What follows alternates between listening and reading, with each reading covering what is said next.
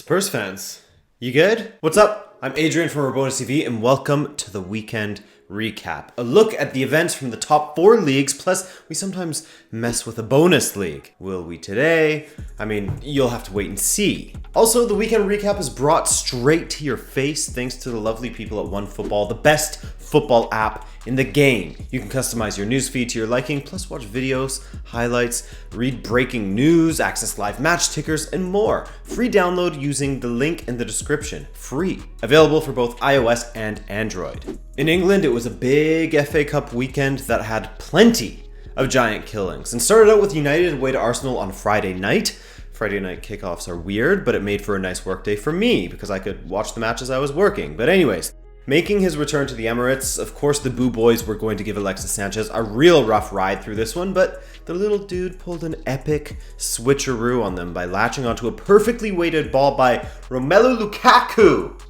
Yes, you heard me correctly. And all Sanchez had to do was round a sprawling legend in Peter Cech and then hit the ball home from a tough angle. Easy peasy, too easy, as we say in Rocket League. Romelu Luperlo wasn't finished with Arsenal just yet though, as he grabbed a second assist when he played Jesse Lingard in. He scored and rolled out another celebration for his Instagram feed. Man, last time he Millie rocked at the Emirates, now he's moonwalking. The disrespect is endless with this guy. I kind of love it. Aubameyang put one in for Arsenal before the half, no doubt filling the Gunners with optimism, but it never panned out. And the blue-eyed little devil, OGS, had a perfect plan to deal with Arsenal. He and United just bided their time and allowed Arsenal to push all their men forward and play on the counter. Then the pièce de résistance, as he brought on both Martial and Rashford for the ultimate counter-attacking destruction. And of course it worked after just 10 minutes of them entering the pitch. 3-1 United, and like I said on Twitter, if I may quote myself, if you'll allow me to do so, gotta give Solskjaer a lot of credit for bringing on Rashford and Martial, knowing Arsenal would be pushing numbers forward and exposed on the counter. You just know that if this was 2 months earlier, United would have tried to set up shop and hold on to the 2-1 win.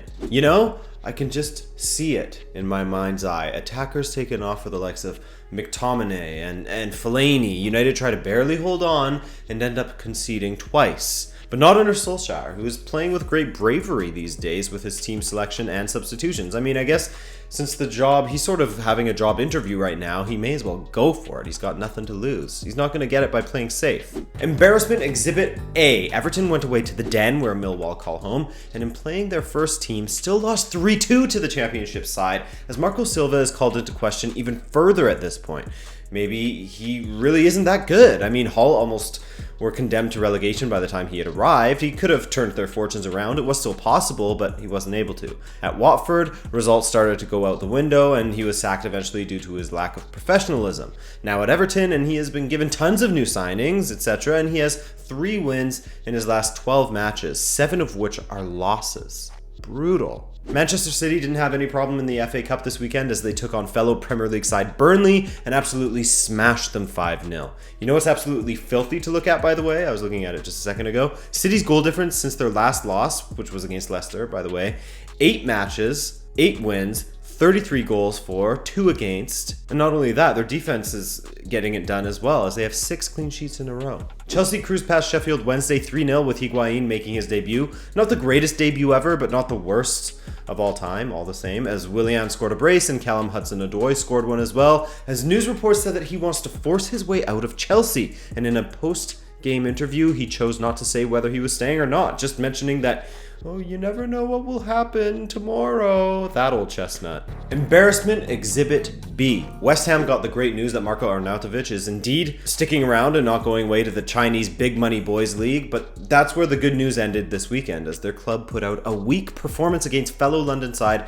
AFC Wimbledon. Yes, League One's AFC Wimbledon didn't just slip past West Ham, but put on a finishing clinic for the Hammers, as chance after chance went begging for the Premier League side, while the League One side banging them in. Banging.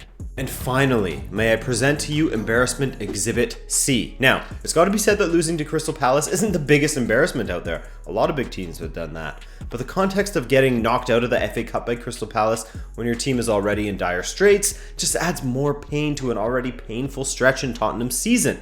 2-0 was the score in this one, with Llorente looking as incompetent as ever, and Spurs buzzing around the ball wastefully, while Palace picked their moments to nab it, and they did exactly that, once from the penalty spot, and then another from open play.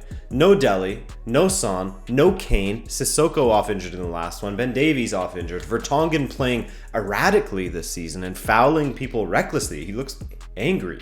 It's weird. The board absolutely refusing to sign anybody or pony up money for the squad due to their shiny new stadium that they need to finish financing, etc. And now they've been eliminated from 2 cup competitions in the matter of 3 days. And with Borussia Dortmund just a few weeks away and some of their injured players even further off than that, that could be 3 competitions in the matter of a month or so.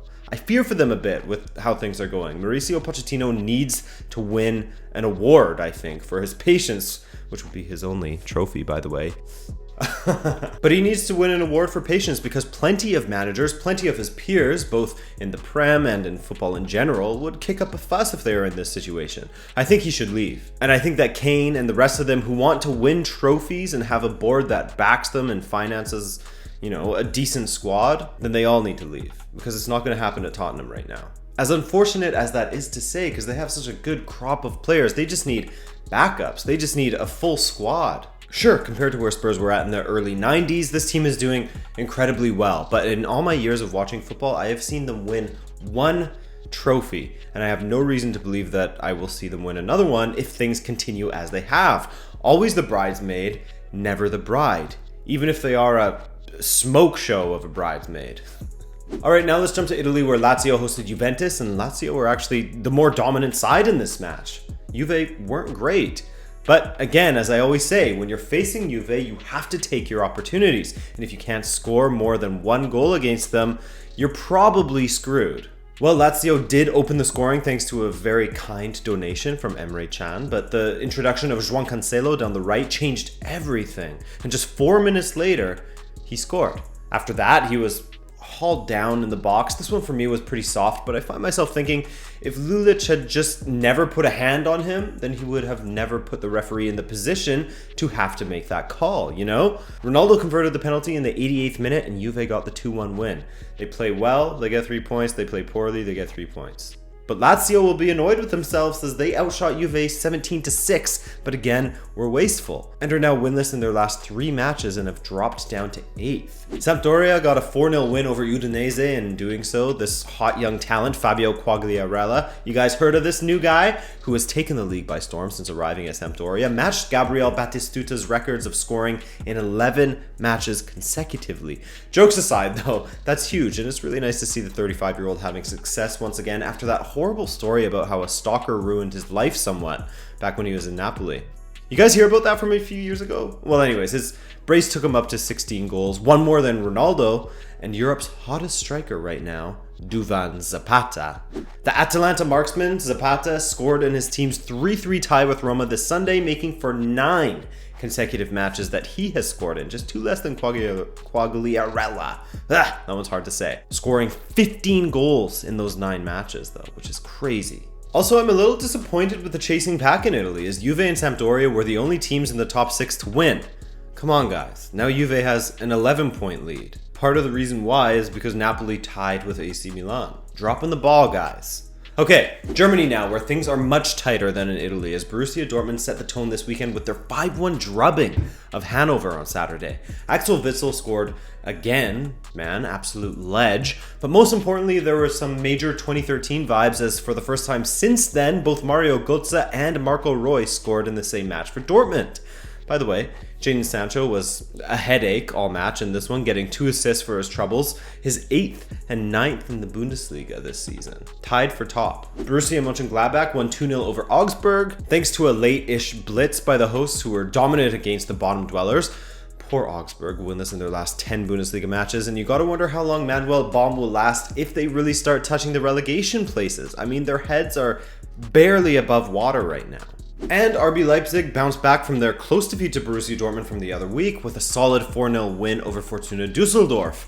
No Timo Werner, no problem, as Yusuf Poulsen grabbed a brace, Leimer got a goal, and an assist, and Konate rounded out the scorers. Leipzig were at it early in this one, by the way, 3-0 after 16 minutes. That's gotta be tough as the home crowd when your team drops 3 goals in 16 minutes. Eek. And finally, Bayern Munich got a big boy 4-1 win over VfB Stuttgart as Bayern are unbeaten in 8, winning their last 7 matches in a row. And like I said last week, you just get the vibe that these dudes are back and everyone best be on their best behavior if they want to win the league. Dortmund, we're looking at you. Okay, last but not least, we have Spain, unless we have time for a bonus league. All right, let's do Spain though. Real Madrid, one of the weirder teams out there right now, as they have looked shocking in a shell of themselves at times this season, but still have managed to win 5 of their last 6 matches. The latest being a commanding performance that saw them win 4-2 away to Espanyol. A brace for Benz, a goal for Bale, and another for Sergio Ramos, who has scored 3 in his last 2 matches now. Remember, he scored a brace in his last game.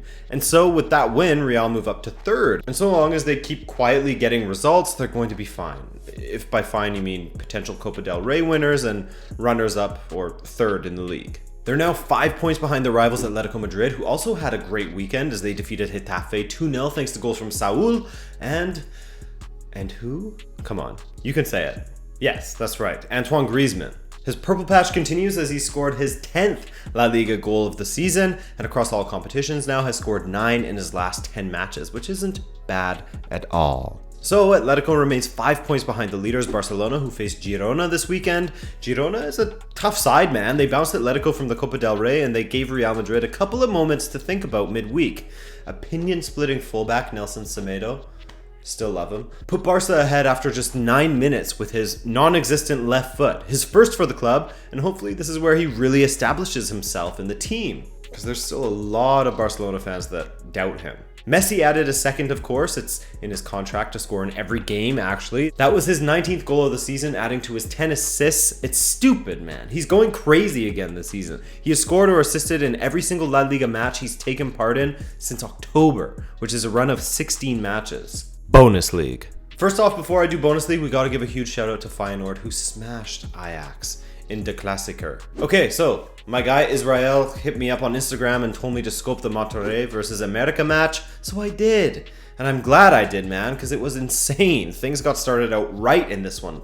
Sort of. Contentiously though, as Monterrey's Aviles Hurtado, one of their most dangerous attackers, was sent off for stamping on America's keeper, Marche, as he rushed out to collect the ball from Hurtado's feet. So a man gets sent off some 7 minutes into the match in some unfortunate circumstances. But just 6 minutes later, and a penalty was given to Monterrey, which again was kind of contentious, but it was another one of those fouls in the box where if it isn't given, you're cool with it, but if it is given, you can sort of understand why, as Aguilar came nowhere close to heading the ball. So, Monterrey go ahead, America get one back via Edson Alvarez, thanks to some shit keeping, to be honest with you. Just 6 minutes later, and a penalty was given to Monterrey, which again was kind of contentious, but it was another one of those fouls in the box where if it isn't given, you're cool with it, but if it is given, you can sort of understand why, as Aguilar came nowhere close to heading the ball and just bundled over the attacker. So, Monterrey go ahead, America get one back via Edson Alvarez, thanks to some shit keeping, but in the second, they have Jorge Sanchez sent off. And it gets better. Then Emmanuel Aguilera was sent off thanks to a second yellow. So America are down to 9 men, Monterrey down to 10, but not for long, my friend, as Monterrey's Nico Sanchez received a second yellow. But that's just how Monterrey likes things, as Rogelio Funes Mori completed a 3-minute brace to go 3-1 up, giving Monterrey the eventual 3-2 win. Insane match. Oh yeah, and there was also a saved penalty in the second half as well by Marche. Wild. Elsewhere in the league, Tigres got a 1-0 win away to Toluca, as Toluca have lost 2 in a row now and are sitting mid-table. I mean, we're only 4 matches into the Clausura, so definitely not panic stations yet, guys. And with that win, by the way, Monterrey tops the table, 1 point ahead of Chivas, who actually lost to Santos on Sunday evening. Okay guys, that's it. It's over now. No more leagues, bonus, or otherwise. If you enjoyed this video, then let me know by dropping a like or via the comments, as I do know how to read, believe it or not. But other than that, I hope you enjoyed your Monday, or you are enjoying your Monday, or whatever you're doing with your Monday. Do it right. You know what I'm saying? All right, this isn't making sense. I'm leaving now. Okay, love you guys. Thank you so much for watching. Peace.